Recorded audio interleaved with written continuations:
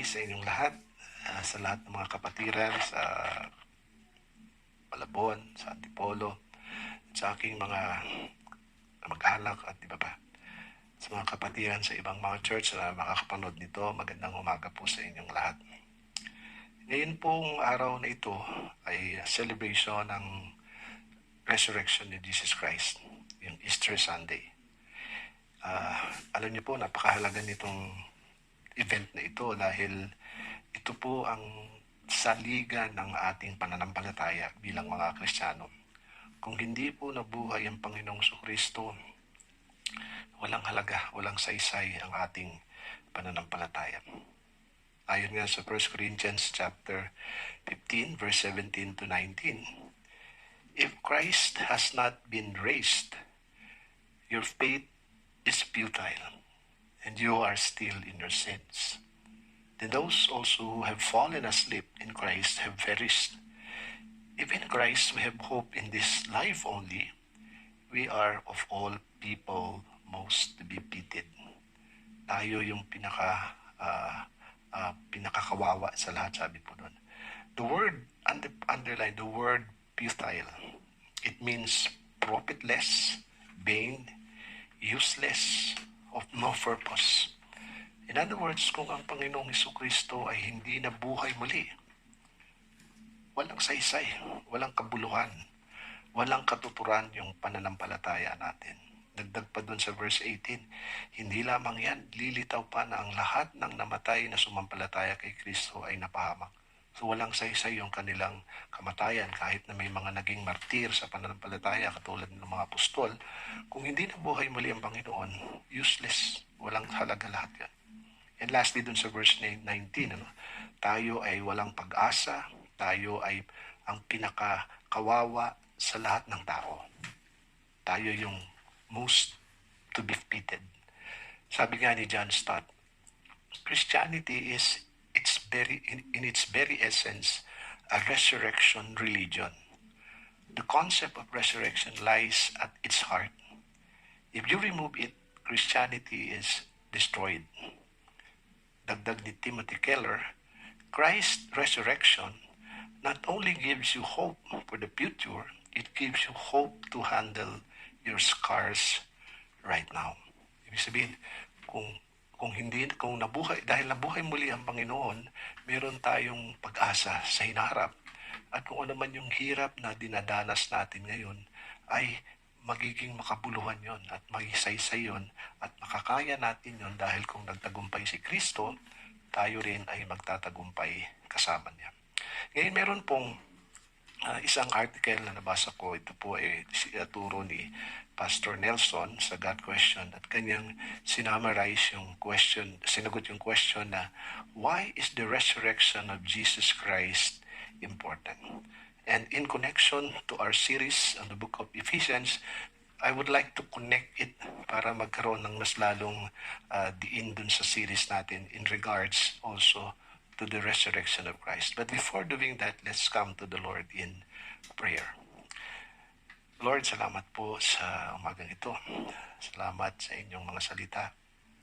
Salamat na nagkakaroon ng celebration, although alam namin na once and for all mo lang po ginawa yun when you are here on earth, nung unang pagpunta niyo rito, na kayo ay nag-alay ng buhay, namatay, but on the third day, nabuhay kayo muli. And we would like to remember that, Lord, as even part ng aming communion, to remember your sacrifice on the cross, and to also to remember your promise that you will return for the second time. Lord, salamat po sa inyong salita. And we pray, Lord, that you would help us and grant us wisdom and understanding as we listen to your word. I pray, Lord God, that the Holy Spirit would be our teacher, that would give us, Lord, wisdom and understanding, Lord, that would, Lord, show us yung deeper meaning, yung word mo, and help us to really, Lord, take it to heart, and most of all, to obey it, Lord God. Salamat po, Lord. We ask you to be the one, to be our teacher, and we pray, Lord, that your name alone, the name of our Lord and Savior Jesus Christ, be glorified. In all of this, Lord God, we thank you, and we pray this in the name of Jesus, our Lord. Amen. Now, dito sa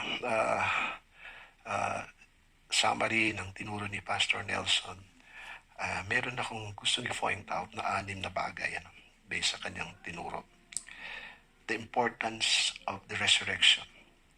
First of all, the resurrection witnesses to the immense power of God Himself. Ito ay nagpapatotoo sa napakadakilang kapangyarihan ng Diyos. To believe in the resurrection is to believe in God. So in resurrecting Jesus Christ from the grave, God reminds us of His absolute sovereignty over life and death. Secondly, the resurrection validates who Jesus claimed to be, namely, the Son of God and the Messiah. Ito ay nagpapatunay kung sino si Jesus ayon sa kanyang pag-angkin at sa mga sinasabi tungkol sa kanya bilang anak ng Diyos at Mesiyas o tagapagligtas. It provides irrefutable proof that He is the Savior of the world dahil siya lang ang tanging namatay at nabuhay muli. Thirdly, the resurrection of Jesus Christ is important is that it proves His sinless character and divine nature.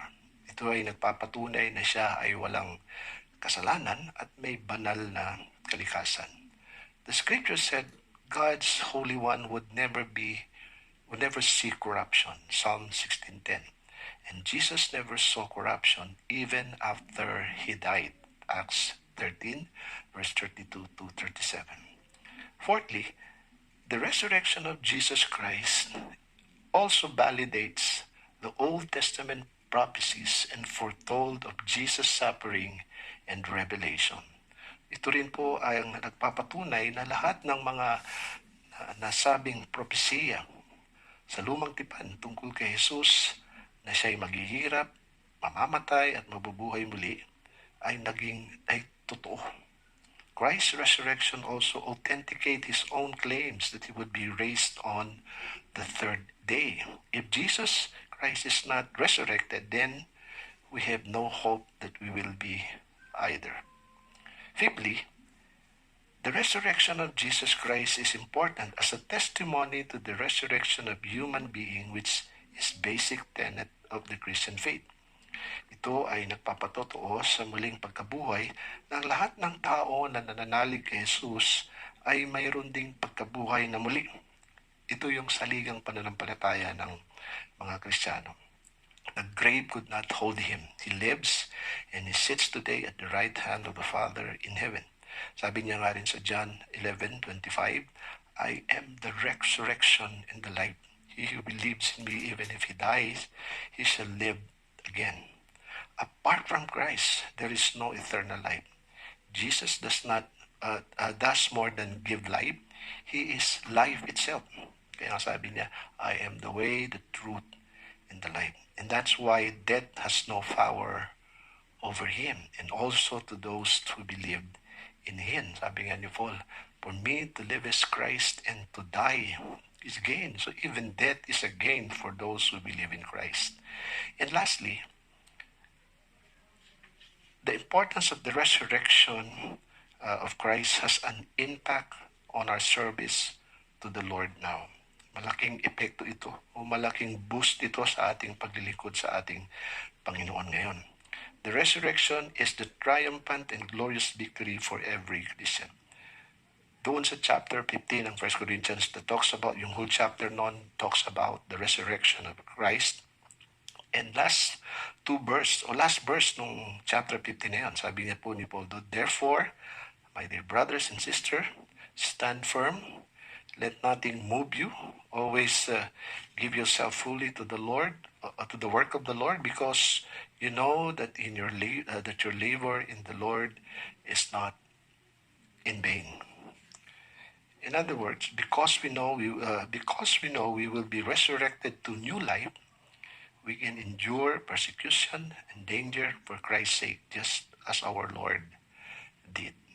So yung ano man yung kakaharapin nating problema, lahat ito ay mapagtatagumpayan natin dahil ang Panginoon natin ay nagtagumpay. At dahil siya nagtagumpay, sabi nga rin ni Paul, sa Hebrews pala, sabi, we are more than conquerors in Christ. And so sabi ni Paul, di ba, greater is He that is in me than he that is in this world. Mas makapangyarihan siya. So why is the resurrection of Jesus Christ important? It proves who Jesus is. It demonstrates that God accepted Jesus' sacrifice on our behalf. It shows that God has the power to raise us from the dead. And it guarantees that the bodies of those who believe in Christ will not remain dead, but will be resurrected unto eternal life.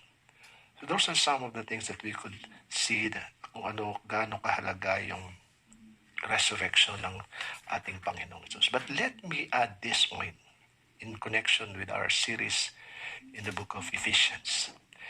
In 1 Corinthians, in Ephesians chapter 1, verse 15 to 23, which is the first prayer of Paul. Ito po ay nalagpasan na ituro ko na ito before sa church sa Antipolo.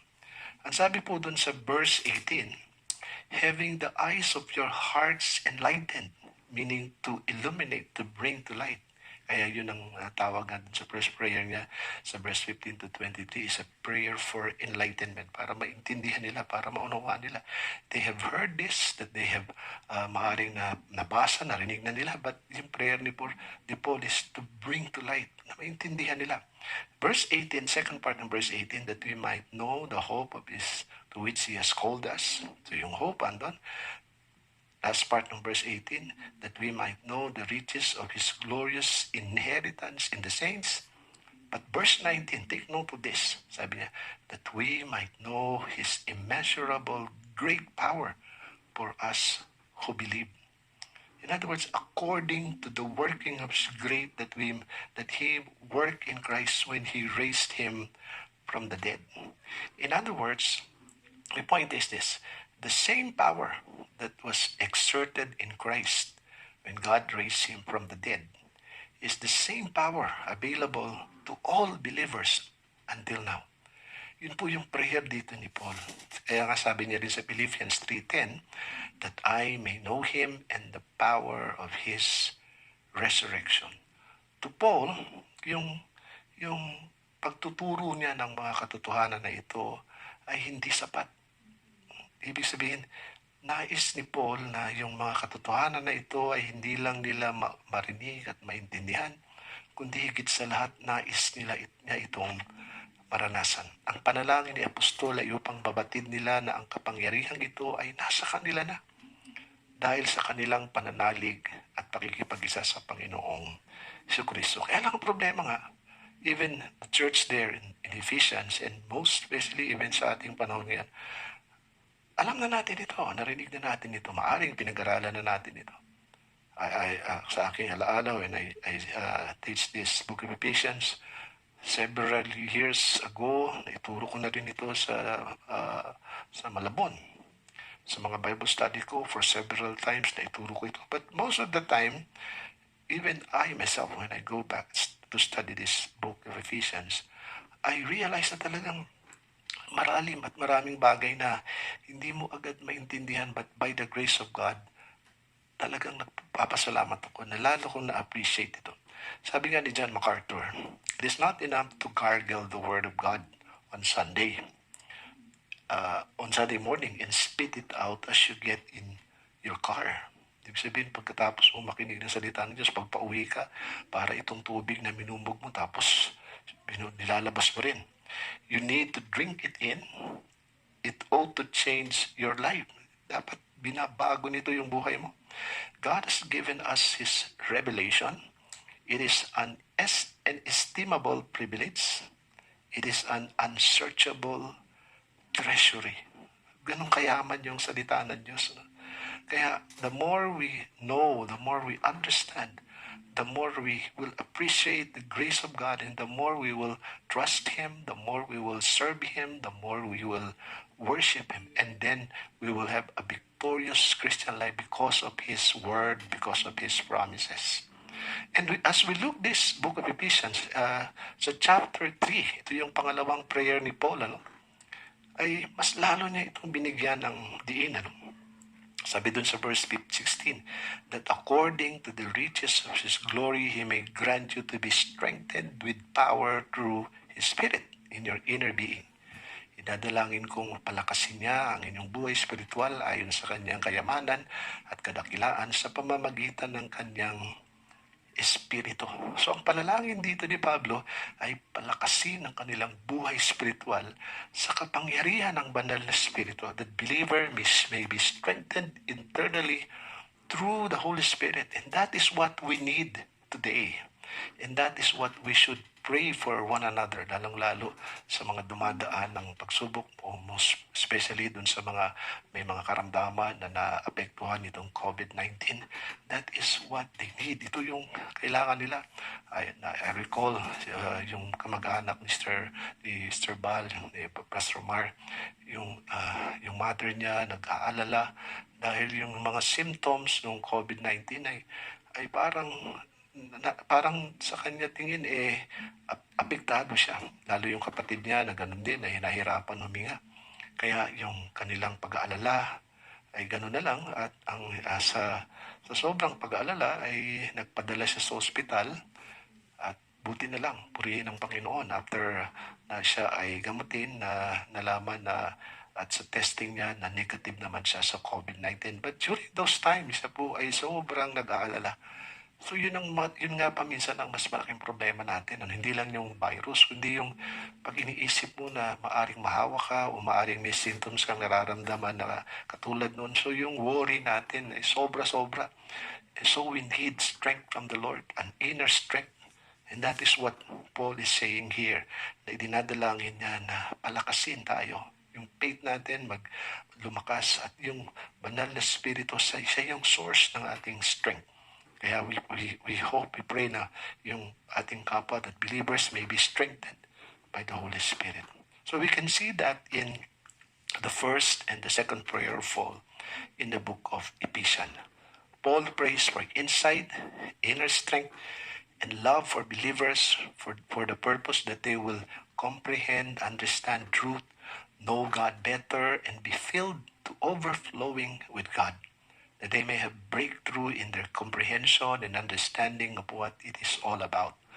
Because to know Christ more and deeper, deeper in faith personally.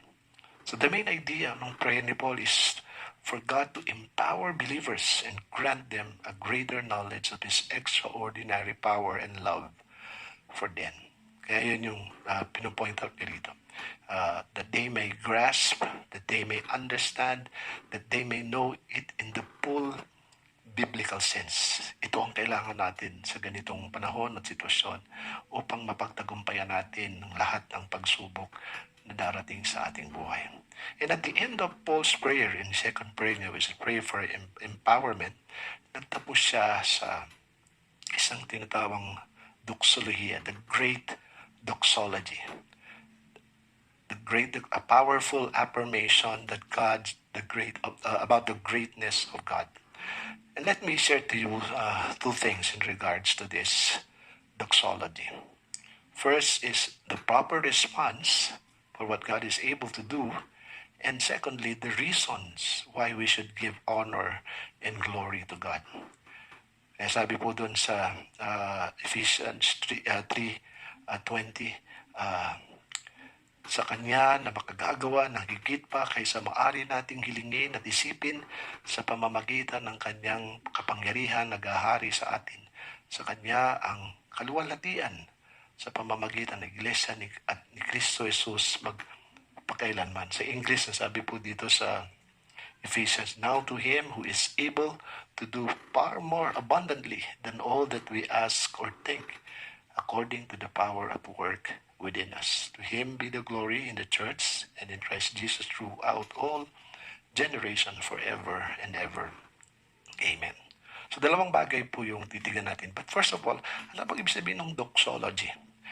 The word doxology, yung una po yung doxo, came from the Greek word doxa, means glory, splendor, or grandeur.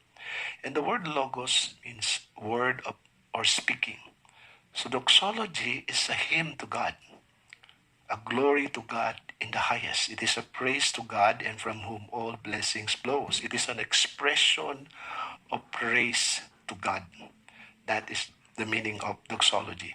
That is why napakaganda nung paglagay dito ni Paul at the end of chapter 3, in chapter 1 to 3, yung kanyang conclusion dito, which talks about the duty or the doctrine or the position of a believer. He ends with this doxology. Actually, that is something that normally practice talaga yon ni Paul. Paul is what you call a doxological theologian. Kasi nga, as Paul realized yung truth, yung mga natutunan na pinahayag ng Diyos sa kanya, the more na naintindihan niya ito, the more na ito yung nagbibigay sa kanya ng deeper sense to really worship the Lord. Ito yung tugon niya whenever he realized the goodness of God. Kaya ito yung magandang response even to us, kung ano yung dapat maging proper response natin sa lahat ng kabutihan ng Diyos sa atin. You can also see this in his book, written in Paul's Romans chapter 11, verse 36. Sabi niya ron, for from Him, through Him, and to Him are all things. To Him be the glory forever and ever. For Paul, theology stirs his passion deeply and leads him to praise God whom he serves. Bakit ba ganun si Paul? Bakit ganun siya ka-passionate? Bakit ganun siya ka-zealous? Bakit ganun ka-intense siya sa Diyos? The key here is yung kanyang knowledge about God. That is why, sabi nga ni Stephen Lawson, the God-centered theology is the root, and the God-centered doxology is the fruit. The God-centered theology is the cause, and the God-centered doxology is the effect. In other words, it goes together. The doxology also marks yung talagang yung passion ni Paul, yung fire niya because of what he has learned, yung dahil sa revelation na nilabas na sinabi ng Panginoon sa kanya. So at the end of chapter 3, ito yung end nung ating position, and then nag-starts sa chapter 4 kung paano naman natin yun ipamuhay. So the emphasis on God's power mightily work in us will prepare the readers or Christians for the ethical admonitions of the second half of the letter, the practice, the duty. Kaya kung babasahin natin yung from chapter 1, lahat ng ginawa ng Panginoon up to chapter 3, lahat ng ito, yung provision niya sa spiritual blessing, yung pag-elect niya sa atin, yung tayo ay sinave niya, kahit tayo we are dead because of our sin, because we are doomed and we are under the wrath of God, and even that tayo po ay pinatawad ng Diyos, and He created us new life, and then He even grant us to be His workmanship para tayo ay makapaglingkod sa Kanya. And that's, hindi lang po yun. Yung pag-unite niya sa atin as one body, and even the Jews and Gentiles to be united, which is a great mystery, yung church, all of this, na binigyan niya tayo ng family, we become, we are His temple, and we are His body. All of this truth that was taught by Paul in chapter 1 to 3, ito lahat yung mga katotohanan. That is why, in response to this, talagang we need to really praise God and thank Him. And then the second part of the doxology is the reason why we should honor and give God the glory. According to Arthur T. Person, merong sevenfold measure yung power of God dito. First, God is able to do what we ask. Second, He is able to do all that we ask. Third, He is able to do what we think. Fourth, He is able to do all that we think. Fifth, He is able to do above all that we ask or think. Sixth, He is able to do abundantly above all that we ask or think. And lastly, He is able to do exceeding abundant above all that we ask or think. Talagang, in other words, talagang super abundance. Ito yung superlatives after superlatives. And this is not an exaggeration. This is not hyperbole, na katulad ng ginagamit sa ibang nabanggit ni Paul. This is truth. ito'y totoo. Ganon kagrabe yung lahat ng magagawa ng Diyos natin. Under this reason, first, God is able to do it sovereignly. God is able to do far more abundantly beyond all that we ask or think because He is omnipotent. The word able means to have power by virtue or inherent ability and resources. This refers to God's ability to do literally above all things. And it is in present tense to emphasize God is continually working or God is continually able. He is the powerful one who can accomplish incredibly great deeds on behalf of His children, those whom compose His dwelling. The word to do means to accomplish, expressing an action as continued or not yet completed, which actually means to make, to cause, to effect, to bring about, to accomplish, to perform, to provide. So God is an active worker in our lives with infinite ability, with unlimited power, with inexhaustible resources. Like what John Stott says, he is neither idle nor inactive nor dead. So ang Panginoon natin hanggang ngayon patuloy siyang gumagawa sa buhay natin. And we ask for what we think is best for us most of the time in our prayers. But God, in His marvelous grace, is able to give us far more than all that we ask. He knows what will make us more like Christ in our walk with Him. Naranasan niyo na ba yung kayo po ay manalangin pero wala kang confidence na sabihin mo yun sa Panginoon, kaya you'll just think about that, di ba? Parang ayaw mong sabihin dahil parang hindi worth it ka para doon. Alam ko meron kayong mga ganong experience. I had so many experience in that. But even that, kahit hindi natin sabihin sa Diyos, He can even answers our prayer. Even sometimes to those who could not say to God in prayers. So we just think about it. Even all that we think, that we thought God could not do that for you, for me. Even those things that never even cross our mind, hindi pa man lang natin naisip, God can do, and God is able to do more than that. Masigit, more than we ask or think. If you will look at the Bible, and the example of Abraham, di ba? Alam natin yung story ni Abraham. I was called when he was a pagan living in Ur, at Chaldeans, and God told him that He would make him a great nation, that He would bless him, and that He would make him to be a source of blessing to others. I suppose during the first time that he heard this, in the beginning, he just thought about having a large family, which would eventually become a nation similar to those around him. But God answered his prayer beyond that, diba? We know the story. We know that God did eventually give him a son born to him and Sarah in their old age. But that is not the only most important obvious in Abraham's blessing. In Abraham's case, the much more would have included the fact that Isaac, the son of promise, became a type of Jesus Christ and was used to teach Abraham about the future work of Christ and that the nation. You can also look this in the testimony of Moses, same as David. All of them, yung ginawa ng Diyos sa kanila is more than what they can think of, more than what they can ask for. Kaya nga si David, when he, after all the things that God has done in his life, he said in 2 Samuel 7:18, sabi ni David, "Who am I, O sovereign Lord? And what is my family that you have brought me this far? And as if this were not enough in your sight, O sovereign Lord, you have also spoken about the future of those of the house of your servant. What more can David say to you? How great you are, O sovereign Lord! There is no one like you, and there is no God but you, as we have heard with our own ears." Tingnan niyo po yung ginawa ng Panginoon sa kanya, talagang sobra-sobra.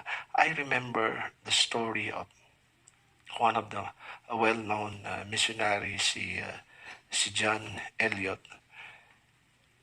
Nung si John Eliot ay nagnais siyang mag-mission sa isang lugar sa Oka Indians in South America. When he saw one Indian died, sabi niya sa prayer niya, Lord, sabi niya, let me live until I have declared thy works to this generation. In other words, nagkaroon siya ng burden. But in 1956, at the age of, I think, 30, namatay siya. He was speared to death by one of the Indians. So yung prayer niya is something na gusto ng Lord magamit siya. Pero bakit agad siya namatay? After that incident, yung kanyang buhay would be known all over the world. In just 3 years, all over the world, naging well-known yung testimony niya and would challenge many to give themselves to the Lord's service. Been in heaven for more than 60 years, but he's still speaking to thousands of people. Actually, may movie pa nga ginawa tungkol sa buhay niya. My point is, yung prayer niya is beyond, in-answer ng Lord beyond to what he asked or even think of. So yun po yung napakagandang ginawa ng Panginoon sa buhay niya. God, yung answer ng Lord sa kanya is beyond to what he asked, beyond dun sa naisip niya. So the question is, do we believe God alone is sovereign? Naniniwala ba tayo na siya yung may kapamahalaan lalo sa pagyayari ngayon? If so, then pour out your heart to Him. Believe that He is able. Ang maganda pa nito, sinasabi dito sa verse 8, God is able to do it personally according to the power which mightily work within us. Diba? It is an amazing thing that God uses His power to benefit His people, like us. And even Paul said the word we, meaning he includes himself. So this is something that should cause us to rejoice. God does not work in impersonal ways.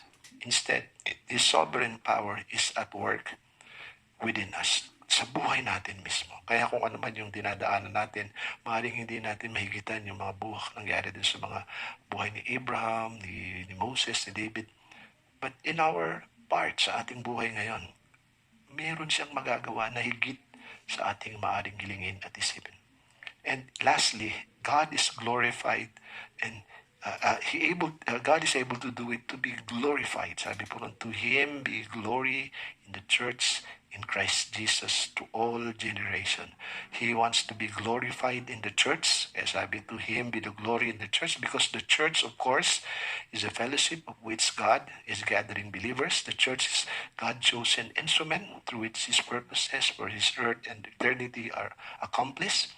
It is the church where people come to know Christ, grow in Christ, serve Christ, share Christ, and worship Christ.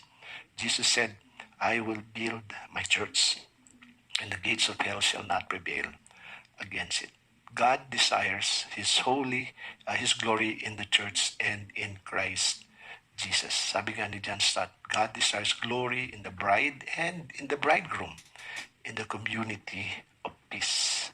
And ni Peter O'Brien, the church is the masterpiece of His grace, and its very existence brings glory to God. So God want to be glorified in the church and also in Christ. God will be glorified not only in the church, but He will also be glorified in His Son, Jesus Christ. Sabi ni John Stott uli, the power comes from Him, the glory must go to Him. To Him be the glory in the church and in Christ Jesus, together in the body and in the head, in the bride and in the bridegroom, in the community of peace and in the peacemaker. And lastly, to be glorified through all generation forever. Take note, through all generation and forever and ever. How long God will be glorified? Forever. Forever God will be glorified, for His power and love. For God will be glorified by His people. Forever God will be glorified in Christ, who is the Lamb of God. And Paul concludes his prayer dun sa word na Amen. Means, may it be so.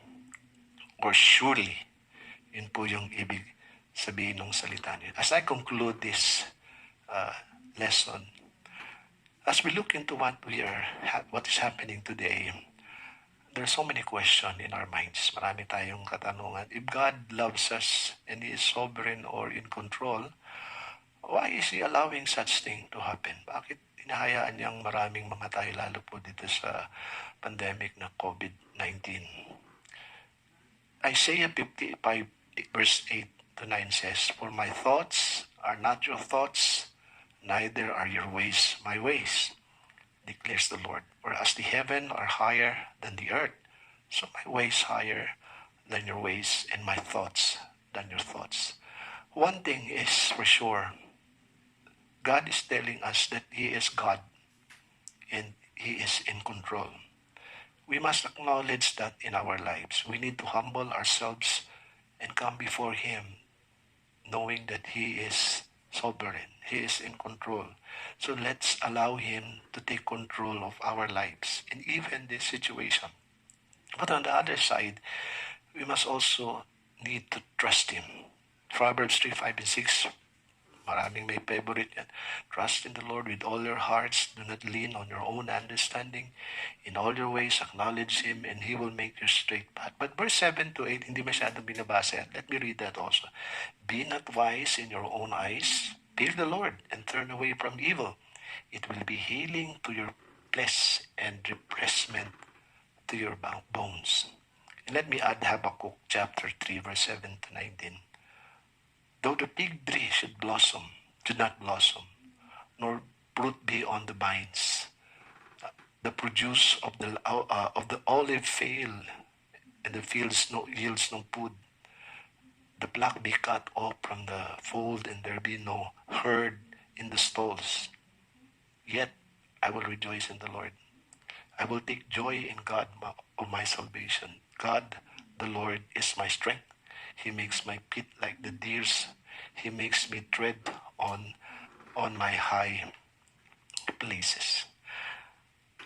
Sa lahat ng nangyayari na ito ay patuloy nating pagtiwalaan ng Diyos. Huwag lang nating purihin ng Diyos dahil sa magagandang bagay na natatanggap natin mula sa Kanya. Bagkus purihin natin siya sa gitna ng mga ganitong pagsubok na dinadaanan natin. Kahit sa mga bagay na hindi magaganda na nangyayari sa ating buhay katulad nitong COVID-19, patuloy tayong magpuri at sumamba sa Kanya sapagkat masama man o mabuti, Diyos lang nakakaalam. Kaya patuloy lang natin siyang purihin. Katulad nga ng sinabi ni Paul dito, di ba, basahin ko umuli itong katapusan ng kanyang binanggit sa Ephesians chapter 3, verse 20 and 21.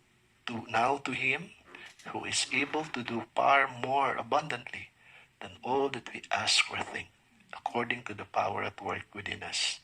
To Him be glory in the church and in Christ Jesus throughout all generations, forever and ever. Amen. Patuloy lang po tayo magtiwala at patuloy lang tayo magpuri sa Panginoon. Purihin po ang Diyos. Manalangin po tayo. Lord, maraming salamat sa inyong mga salita. Maraming salamat sa katotohanan na kayo ang Diyos na may able, may kakayanan to do things beyond all that we ask or think. That you are sovereign and you prove that. Especially when our Lord Jesus Christ died and was resurrected on the third day. Lord, indeed, you are God. Kayo po ang Diyos na hindi nagbabago noon, ngayon, at magpakailanman. So we lift up to you, Lord, continually itong aming condition regarding sa COVID-19 na talagang hanggang ngayon ay marami pa rin naapektuhan, marami pa rin namamatay. Lord, we pray, maawa po kayo sa aming bansa at sa iba pang bansa sa buong mundo na dumaranas dito. We pray, Lord, na nawa ay bigyan nyo ng lakas, ng loob ang bawat isa, lalong-lalo po yung mga apektado nito. Give them strength, inner strength, Lord God, and power from you, from the Holy Spirit. We pray, Lord, that you would be the one to save especially those na hindi pa nakakilala sa inyo, that during this time, Lord, may they realize that they need to repent and believe in Christ because He is the only Savior. Kayo lang po. Lord, we lift up to you the rest of our country, the rest of our loved ones that are not yet saved. We pray, Lord, may this time, Lord, be an opportunity for them to come to you and, Lord, believe and to trust you as their Lord and Savior. Lord, kayo lang po makakagawa ng lahat because you are able to do exceedingly abundantly beyond all that we ask or think. That is why to you and to you alone we give the glory and the praise. In Jesus' name, amen and amen. Maraming salamat po. Purihin po ang Panginoon.